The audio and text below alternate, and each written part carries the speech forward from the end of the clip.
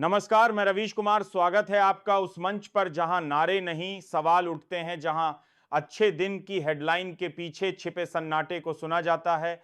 आज की कहानी दो महिलाओं की है, एक जो सत्ता की चुप्पी में गायब हो गई और दूसरी जो अब सत्ता की साजिशें उजागर कर रही है। पहला नाम स्मृति ईरानी। वो कभी भाजपा का तेज तर्रार चेहरा थी।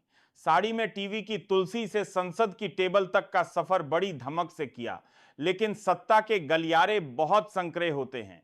वहां वफादारी की भी एक एक्सपायरी डेट होती है। स्मृति को चुपचाप किनारे कर दिया गया। नबर ताके भाजपा के डेट होती है, प्रेस कॉन्फ्रेंस, न विदाई समारोह। सब कुछ ऐसे जैसे वो कभी थी ही नहीं, अब आती हैं। कंगना रनौत, वो कभी हर मंच पर सरकार की तारीफों के पुल बांधती थीं।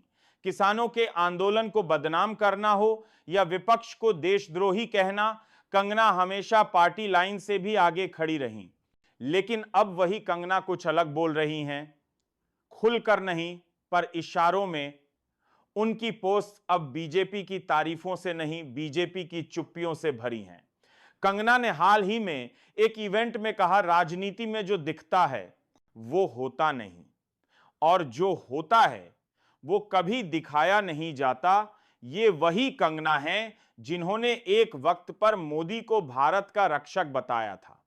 लेकिन अब जब उन्हीं पर फिल्में बननी बंद हो गईं, चुनाव हार गईं और पार्टी ने किनारा कर लिया, तो उन्हें सत्ता का असली चेहरा दिखने लगा।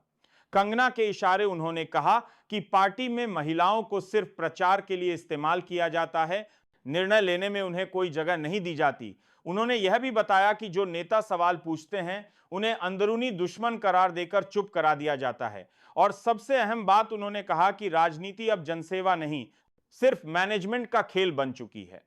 सवाल यह है, क्या ये बातें कंगना को पहले समझ नहीं आई, या फिर जब तक फिल्में मिल रही थीं तब तक सब कुछ सही था? शायद यही बात स्मृति ने भी समझी होगी, लेकिन उन्होंने चुप्पी का रास्ता चुना।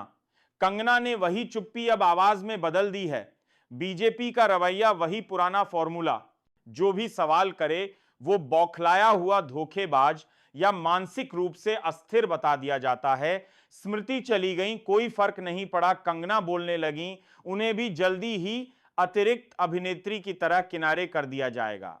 लेकिन इन दोनों के बीच सत्ता की असल कहानी छुपी है। जिस पार्टी ने महिलाओं को आगे लाकर खुद को प्रगतिशील दिखाया, आज वही पार्टी उन्हें पीछे धकेल रही है जब वो सवाल पूछ रही हैं। मैं रवीश कुमार कहता हूं, ये आवाजें अगर आज चुप हो गईं तो कल फिर कोई कंगना और कोई स्मृति इस सत्ता के प्रचार में उलझेंगी और फिर एक दिन उसी प्रचार में गुम हो जाएंगी। याद रखिए, लोकतंत्र में चुप्पी सबसे खतरनाक बीमारी होती है। इसी के साथ मुझे दीजिए इजाजत। मैं रवीश कुमार हूं और सवालों के साथ हमेशा रहूंगा। नमस्कार।